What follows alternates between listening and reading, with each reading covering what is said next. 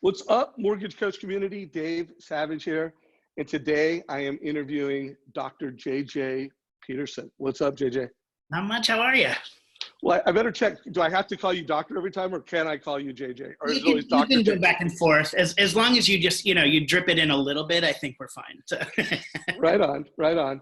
Well, I mean this. I don't think I've ever interviewed a doctorate in communications. And usually when we interview marketers, it's people that, that don't have a doctorate in communications and marketing. Yeah. And then you've been with Donald Miller and StoryBrand for what is it, 3 years now? About in October it'll be 5. Yeah. Yeah. So that's like beyond doctorate. Oh yeah, like, yeah. That's a whole education in and of itself. Every single day. It's pretty amazing. Yeah. So it is amazing. And you guys have recently written a new book, which we've got to tell everybody about and promote at some point here. And then you're a podcaster. So you guys have a podcast. How cool is that? We stay busy. And, I like to remind Don, even though he really is like teaching me so much every day, when you get a doctorate in a field, so mine's in communication, you have to kind of you have to make your study so narrow that essentially you become the expert on that subject in the world. And I chose to do my study on StoryBrand and narrative marketing. And so I like to actually remind him that from an academic perspective, he may be the president, CEO, Mr. All StoryBrand, but academically, I am the world's foremost expert. And I just kind of, a little salt in that wound all the time. So. Wow. I know for sure I want to get into kind of beyond the last interview I did with Donald and some of those key components. Yeah. But before we get into that, I have to know, why? How did that happen? I want to know the story that got you to that. Well, so for the longest time, I was studying communication. My PhD actually took about 9 years. So I was in the academic space. So I used to be a professor, a dean of students at a college, and I was studying communication and doing a lot of study on indirect communication and storytelling. I studied C.S. Lewis and Tolkien at Oxford and did a bunch of that. And then I sold a television show, actually a reality television show, and started doing that and put my PhD on pause. And then after the reality show, I started working for StoryBrand, and so put it on pause for even longer. And then by the time it came down to it, I basically reached my limit of extensions. And they said, well, you have 1 year left. What do you want to do this on? And I was like, well, can I do it on StoryBrand and narrative marketing? And they said yes, which I was like, perfect. And so then kind of dove into it with wholeheartedly and spent the last year just studying narrative theory and marketing and narrative marketing, and then specifically the StoryBrand framework and why it works and how it connects with other research and what it expands on other research, and basically what are the key components that make people successful when they change to narrative marketing. So I just kind of went, and I got really lucky that they approved it in something that I was already studying and creating.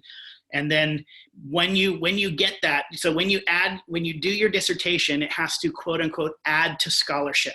So it can't be anything that anybody else has written about or studied about previously, or you're not a doctor. You can't be, they won't pass your dissertation.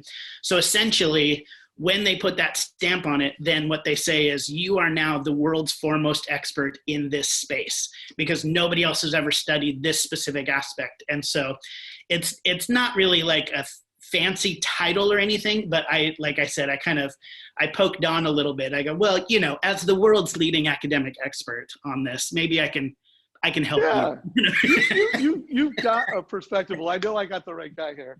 And I can tell already, man, this interview could go for days, and we'll definitely have to do this again. So what I'd love to do is I'm going to pull up an article that I wrote with Kristen Messerly. She's a leader and a speaker in the mortgage space. And here were some of the takeaways that I'd love to, one, if any expanding that you have on them, because it sounds like you are the world's foremost expert. Donald might have founded it and been the author, but you studied this stuff? Expert, foremost academic. Yeah, he's still the world's foremost expert. He's amazing, but yeah. I know. We're just having fun. But, my biggest takeaway, and I think it comes because in the mortgage business and real estate, we tend to I close all these loans, and the way we tell our story to consumers is often, hey, I'm the hero.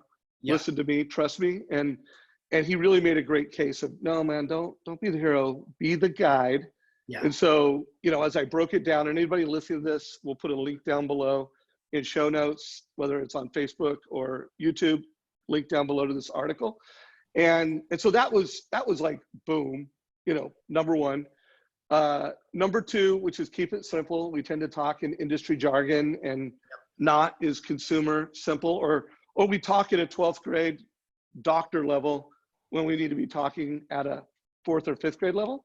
Yeah. And then, you know, this whole concept of just clarity and transparency, you know, at Mortgage Coach, part of our value prop is, no, not part of, our value prop is we're going to turn transparency and clarity into a competitive advantage. Like that's what we do for loan officers, so that they have a competitive advantage. So those were the key concepts.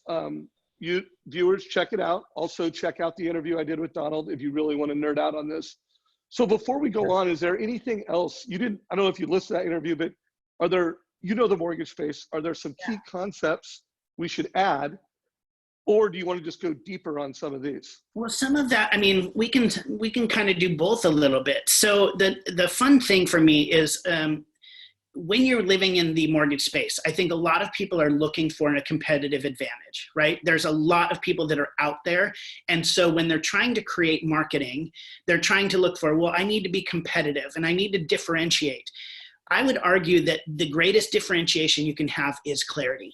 So if you are clear about what you do, and obviously in this context, transparent and really open about what you do, that is enough to be a differentiation. Because so many people are not clear. Like, you know, when you go and you buy a new home and you're dealing with somebody who's offering a new mortgage and you're trying to figure out what, most people don't have any concept of what they're really signing or what they're stepping into, you know, in reality. It's explained to them, but this is such a big purchase. You know, like for me, when I bought my home, I have a very weird way of doing buyer's remorse, is once I make a big purchase, I just get angry. I literally just get angry and I get frustrated. And so when I'm in there and I'm meeting with different people, or they're even showing me, hey, this is who we're going with as a mortgage, the realtor is pointing this out to me. I don't actually, in that moment, I'm not focused on the numbers. I'm not focused on differentiation. I need you to be clear. I need you to be clear about what you're offering me, and I need to be transparent, and I need it to be clear in a way that impacts me. How do each of these numbers that you're presenting me, these percentages, these options, how does that impact me? When you're just throwing information at me, that doesn't really do anything. And so that's where the story framework comes in, is you're not the hero. The numbers you're creating, the percentages you're offering me, the savings, doesn't matter. When you put it in a context of how that ultimately impacts me, now I can enter into the story and I can engage with you in a new way. So going back to what Don said about clarity and transparency, that is your differentiator. You don't need to worry about creating a whole wild new brand or anything like that. Sit in that space. Clarity is your differentiator. You know, another thing in be the hero, be the guide, not the hero. So in, you know, I know he probably explained this in the last interview, but really the way that all stories work is there is a hero who wants something, who encounters a problem, who meets a guide who helps them overcome that problem, who gives them a plan, calls them to action, and then we know that there can be a happy ending or a tragic failure. That is how all stories are built, on those 7 principles. Character with a want meets a problem, who meets a guide, who gives them a plan, calls them to action, success, and failure. That's all stories. And most companies go into marketing and they try to make themselves the hero of the story. And what you're doing when you do that is you're actually putting yourself in a different story than your customer. Your customer is a hero of a story. And if you're the hero of the story, they may like you and think that you're interesting, but you're not in the same story. You have to position yourself as their guide who is going to help them. And one of the things we talk about in StoryBrand of how to position yourself as a guide is empathy and authority. You need to include both empathy and authority in the way you communicate how you're a guide. So you need to say, I understand what you're feeling. I understand what you're going through because I've been there myself. I have empathy for you. But also, I've helped other people along this path. Like, I know what I'm doing. You never want to just say, just trust me, but you show how you know how you can help them overcome their problems. So we always say empathy and authority. And the best kind of illustration about that I can give is like, if I'm going to a gym and I'm trying to find a trainer to help me lose weight, and I walk in and that trainer just starts going, hey, he's got six pack abs and he's doing, he's ripped. He has a lot of authority immediately when I see him. And he's like, hey, fatty, you can do this. I've helped a ton of other people. And if you can't, and has no empathy for me, I'm not going to trust him as my guide. He has a lot of authority, but no empathy. So I can't trust him. But if I also go in and that trainer goes, I say, hey, I'm looking to lose 30 pounds. And that trainer goes, oh, me too. That's a lot of empathy, but no authority. I'm not going to trust that person either, right? So you have to have both empathy and authority. Now, in this season right now that we're experiencing with a lot of the economic shutdown and the coronavirus, people are dealing with anxiety in a different way. And I would argue that in order to play the guide, normally you would kind of do both empathy and authority together. You have to raise your level of empathy to a new level, in my opinion, because you have to, if you just come in with a lot of authority, like, just trust me, it's good, we've got this, the optics of that right now in this season are not good. And you're going to come across as tone deaf because people are really scared. Like, even, especially when it comes to big purchases, because what's going to happen to my job in 6 months? What's going to happen to my ability to provide for my family? I'm about ready to move into this big space, spending a lot of money. And if you don't come in with high empathy, then you actually are going to miss out on a lot of sales and opportunities because they're not going to trust you. So I would say one thing that needs to shift right now is empathy needs to raise. And specifically, here's kind of going back to that, when I looked at your, the list, and you said, one of the things that you got from this was transparency. You guys need to be clear and transparent in this. Now, why that is key is because when it comes to, let me back up about story. So I said that in any good movie or any good story, there's a character who wants something, and then there's a problem that gets in the way of that character getting it. That really is where a big movie, a story begins. If the story is all about somebody sitting on their couch for the entire movie, it is not a good story, right? At all. The story happens when you're sitting on the couch and a truck comes through your window. Or, like somebody breaks in and is about to rob you. You have a problem that you need to overcome. But here's a little trick. This is kind of, I'm going to ruin movies for you a little bit here. So the way that a screenwriter has a trick in that movies really start with this external problem, but the movie is not always about the external problem. It is about the internal problem that the hero is facing because of the external problem. So, for instance, there may be a bomb that is going to go off that has to be disarmed. That's an external problem. But internally, what they're dealing with is self-doubt. And they're dealing with this whole concept of maybe like previously they clipped the wrong wire on a bomb and their dad died. And so they're dealing with feeling like a failure, that they let their dad down, that they're not capable, they don't have what it takes. That's really what the movie is all about, is the character discovering they actually have what it takes to win the day. And the reason why that is key is because 99.9% of us have never disarmed a bomb.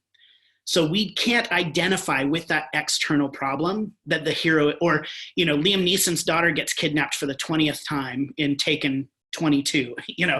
Again, 99.9% of us have not ever dealt with that external problem of a daughter being kidnapped by terrorists. However, all of us have probably felt like, maybe I'm letting my family down. Maybe I'm not the good dad that I thought I would be. So we can connect with the story because of the internal problem the hero is facing. So now, going back to the marketing aspect of things and empathy. Your customers are coming to you to solve an external problem, but ultimately they will buy from you if you help solve their internal problem. So you have to talk about the internal problem that they are facing. So when they're choosing a mortgage or choosing to buy a house, they're dealing with a lot of insecurity right now. They're dealing with confusion. They're dealing with being overwhelmed. Those are really, like, we think we're solving that external problem of just getting them a good loan at a good rate. It's not about that. It's about solving that internal problem that they're experiencing. And when you can speak to that internal problem, then you are going to actually get better engagement and repeat business. And you're going to get them to spread word about it. And when you're dealing with realtors, you have to look at what is the internal problem the realtor is facing? What is the internal problem the final signer is facing? You really have to think in those terms. And that's why transparency is so key in this story. Is because transparency doesn't necessarily solve the external problem of getting a mortgage. Transparency solves the internal problem that the people are facing. Does that make sense? It does, man. That is so powerful.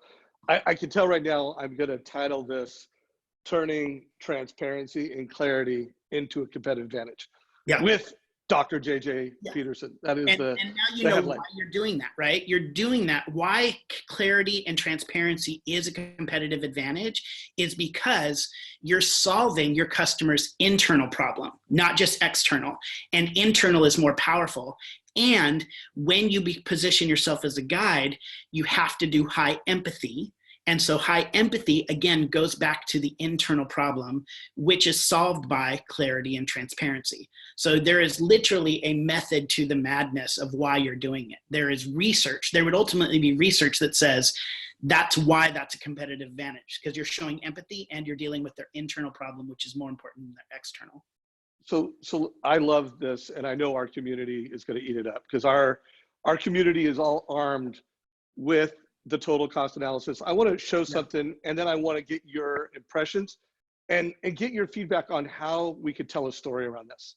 Because like this is Jeremy Forcier. He's a top loan officer that does 130 million, and when he does a refi, he does something where he says, hey, here's your current loan, here is the savings, and here's like, what if we took that savings, like we locked in your interest rate right now, and we took that $265 in savings and prepaid your mortgage so you could become debt-free in 25 years earlier. Yeah. Or not 25 years earlier, 5 years earlier in 25 years. And one of the things that I've been trying to push our community to do is take these amazing stories, and this is just one of many stories. I mean, we've got stories where they took their consumer debt, they refinanced, and this is saying, hey, if you consolidated your debt, you could pay off your house in 17 years. So there's all kinds of stories. And then there's showing the transparency, like going beyond the transaction, showing the transparency over time. Yeah. So give me a quick framework for a loan officer that's doing this. Like I helped his family. I gave this transparency. I not only showed him how to save monthly savings, but I showed him how to become debt-free faster. Yeah. How do we, and I know that you can't do this in 5 minutes, but give us a start on a framework, and then we'll tell them to get the book and enlist, but to turn that into a story that they can market. Like, where do we go? Two versions. So you mentioned the book earlier, Marketing Made Simple, that Don and I wrote, and it really takes all of the story framework and shows you how to create the Building a Story Brand book says how to create a clear message, and then Marketing Made Simple shows you how to put it in language, basically like how to create a one-liner, a website, lead generators, emails, all that stuff. So let me tell you how to tell a short story. So the long story I told you was those 7 elements: character, problem, guide, plan, call to action, success, failure. A short story would be what we would call a one-liner. So quick little explanation that gets people engaged, that gets them curious about your product or service, and makes them say the words, tell me more.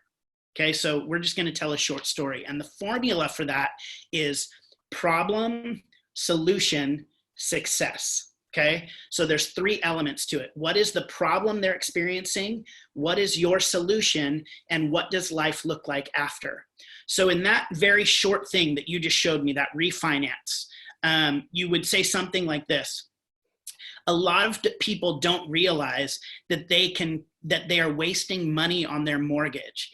We help you refinance at a lower rate that ultimately lets you pay off your mortgage 5 years early and save you and allows you to use that money to go for college education or vacation.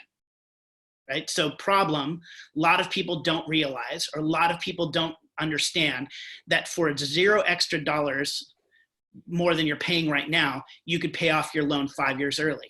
We have a product that can help you refinance in a simple, and I'll just show you all the numbers, transparent way, so that you can pay off your mortgage 5 years early and ultimately use that $5 to retire early. 5 years to fire, something like that. So you want to always think in terms of problem, solution, success. That's the formula. So whatever you're pitching, instead of just, because what that does is it invites people into a story, right? So you can just say, like if you threw those numbers at me, you can literally just say, all right, so you're going to save $250 a month and you'll pay off your mortgage 5 years early. Okay, that makes sense, but that's a data-based presentation. To put that into a story, tell me what problem I'm experiencing that actually is going to solve. Start by telling me the problem. Then present your solution. That's the data and all that. But then also cast a vision for what my life can look like down the road. People are not, we think that people will automatically, like if we say you'll pay off your mortgage 5 years early, that's a data-driven kind of fact.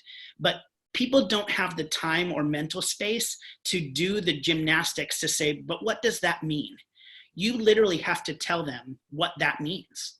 And so when you can invite them into that short story of problem, solution, success, you're getting them to cast a vision for their life. It's called aspirational identity. There's actual research on this, aspirational identity, that people can long to become something else if you lead them there with words or images. So when you lead them there, they actually will dream about becoming that person, picture themselves in that context, and they will engage at a higher rate. So I got to do one more because this is just huge. And this particular one, Josh is a customer of yours. So is Fairway. You know, they're huge fans of yours, and he's gone through a few of your advanced workshops. And this is one right now where he basically said, hey, here's your current loan. Here's your 30-year. Here's like, if we took your monthly savings, it'd be 21 years. So you'd pay off your house in 8 years faster. But hey, let's take, we took your consumer debt and all your debt and we paid it off, it'd be 17 years. So where I want to go with this is it's still the same framework. I get that. It's you know, problem, solution, but now we're expanding it. So it would like 17 years faster to have your home paid off, like maybe show some pictures of a vacation home. Yep. Or fake retirement. Like instead of like, I'm selling a mortgage, you're selling retire faster. Yep. So exactly. Is that how would we expand on that? Same, it's literally the same formula. And so you start with, what you want to do is start with the shortest version, because people don't have a lot of time or mental space right now. So you start with that little, like, just do a quick problem, quick solution, quick success. Then when they say, tell me more, now you go, or like, oh my gosh, that's fascinating. Now you can expand on it and just take the same formula and expand it. Dig into the problem a little bit deeper. So you're literally saying, like, so, you know, before you might say, a lot of people feel like they don't have any wiggle room when it comes to their mortgage and their consumer debt. We actually have a service that combines all of those together that helps you pay them all off earlier. And we found that when people do that, then they actually can retire early and pay for their kids' college, right? So problem, solution, success. And they go, tell me more. And you go, well, you know, when it comes to consumer debt and mortgage, and then we just expand on that. Like, people are feeling overwhelmed by it. You start going into the internal problem. They're overwhelmed. They're feeling like they're never going to get out of it. It just feels like they're getting deeper and deeper because they're paying these things separately. There's not one, you know, and you're just now expanding on it. Then give a little bit more detail on your solution. So the way that we actually do this is we combine these in this way that drops the percentages, and it pays it off 17 years instead of 30. And let me just tell you about my friend Doug, who did this exact same thing. And he was able to buy a second home, a cabin up in the woods, because he paid off his mortgage early and then was able to roll that over right into his vacation home. Love right? this. So you can just kind of expand on each of those. So if you think in those terms, problem, solution, success, and really, like, just to nerd out just for a second, I know we're kind of getting to the end. Hey, wait, JJ, I don't have a hard stop, and this is good. Okay. Keep nerding out. I'm loving it. So the way that what this does from a research perspective is there's a lot of research that shows when people experience what's called narrative transportation. What narrative transportation is when, like, if you say the words, I got lost in a book, that's, you've experienced narrative transportation. You're identifying with the character in the story. Or you're watching a movie and somebody jumps out and you jump because you've actually experienced narrative transportation. You've entered into the story. The research shows that when people, the higher level of narrative transportation people experience, the more mind change, ideas change that they experience, and actions change based on that. Now, the way you experience narrative transportation is through better storytelling. Better storytelling happens by following a formula, oddly enough. Because when you break a formula, you take people out of the story. In the most simple context, it would be like, if you're watching Sleepless in Seattle, this is true because I know Seattle.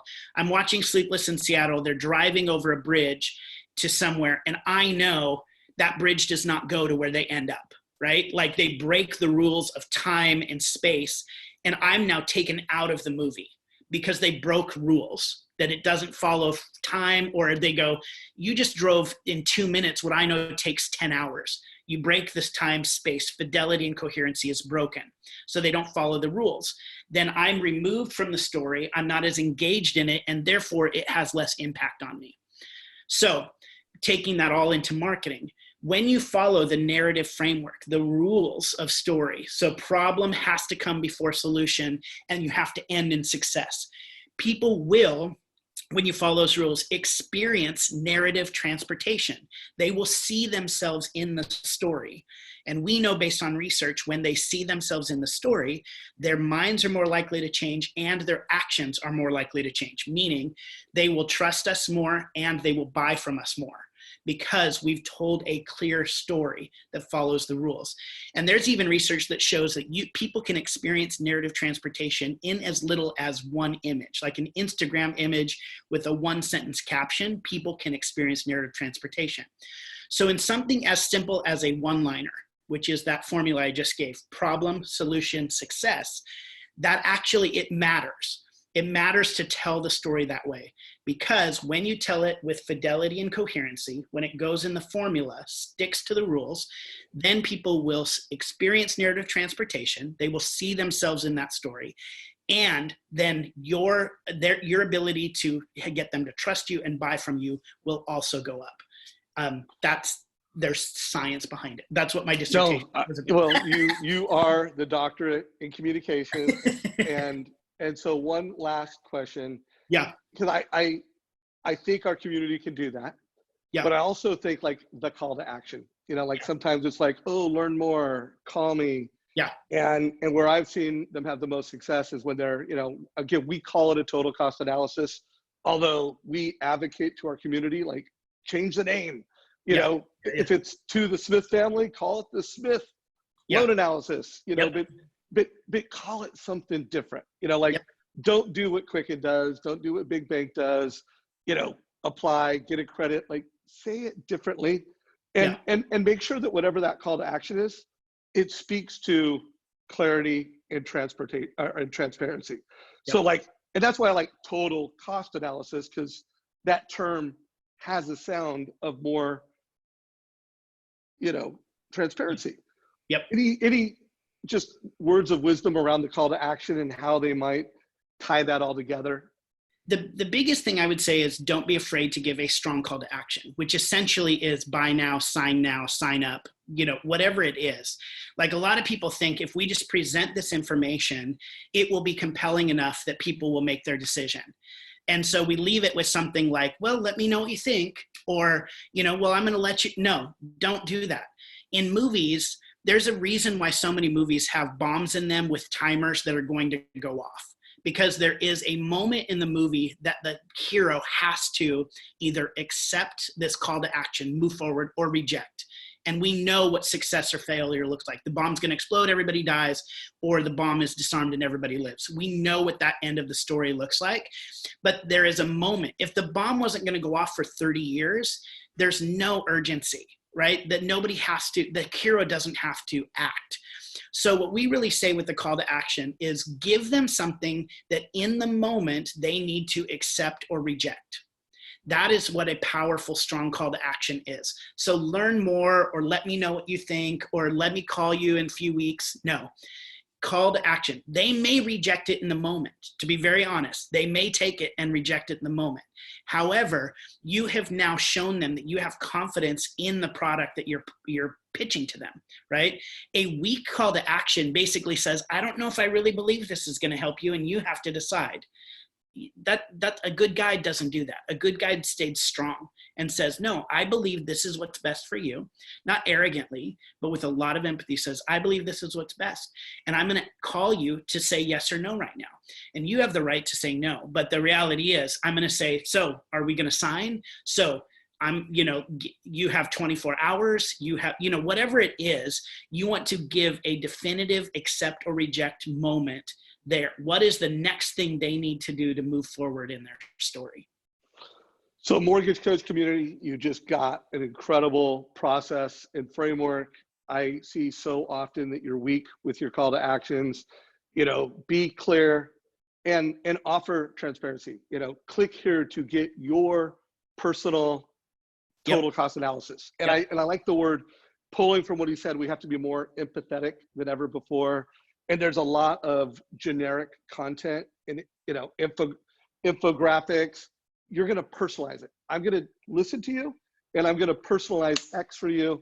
Do a great job. So JJ, Dr. JJ, you have killed it, brother. So for anyone that wants to engage with you and follow your podcast, will you tell us what are the best ways that you want people to engage and say thank you for this content? Yeah. So our podcast is Building a Story Brand, and you can find us on all the podcast platforms. But the book we talked about, Marketing Made Simple, takes all these concepts, including the one-liner, and gives you a formula for it. So how do you write a one-liner is this formula. Then we go, how do you write a website? How do you write emails? We walk you through the whole thing.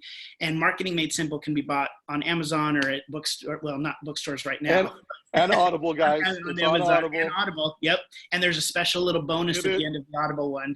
And then we take people through the framework over 2 days, and we have live stream workshops right now.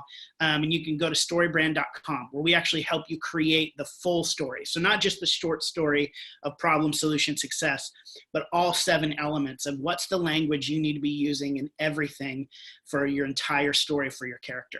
And that's at StoryBrand.com. And guys, I can't recommend enough. We're at this period of time where we're home. We have extra time. We can build extra skills. Our VP of Marketing, Don Sheshabaran, just went through their 2-day streaming workshop, just had incredible things to say about it. Countless numbers of people in the mortgage coach community are consuming their content, their podcast. Get on the email list. I mean, there's a lot of value in the email, but for anyone that really wants to take their career to the next level, and I do believe, like, as a marketer, you will always have a seat at the table. Everybody's worried about the disruption that's taking place. If you're a referral-based local professional, you will always have a seat at the table if you're a good marketer. And I do believe there's a lot of great marketing books out there. There's nothing better for a referral-based local business owner than StoryBrand. Read the book, subscribe, connect. If you got value from this, give us a like down below. Share it with your mortgage friends. For all you branch managers that are tuning into this, I recommend you do a branch manager meeting around this. Like, play this video, stop it, make your sales team create some messages, problem, solution, result, call to action. Do some practicing, like, do the work. So JJ, any final words of wisdom before we wrap this up? I think the biggest thing right now, especially in this season, is don't press pause. Like, even if you're having some struggling right now, which I know a lot of people are, like, don't press pause. Take this opportunity to rework your messaging, especially this kind of messaging, because this is how you stay connected with your customers when you can't see them face to face all the time. Work on your messaging, shift, have high empathy, and don't be afraid to call people to action. Boom. So JJ, thank you, brother. Little Knuckles, take care, my friend. All right, For the thanks next so one. much.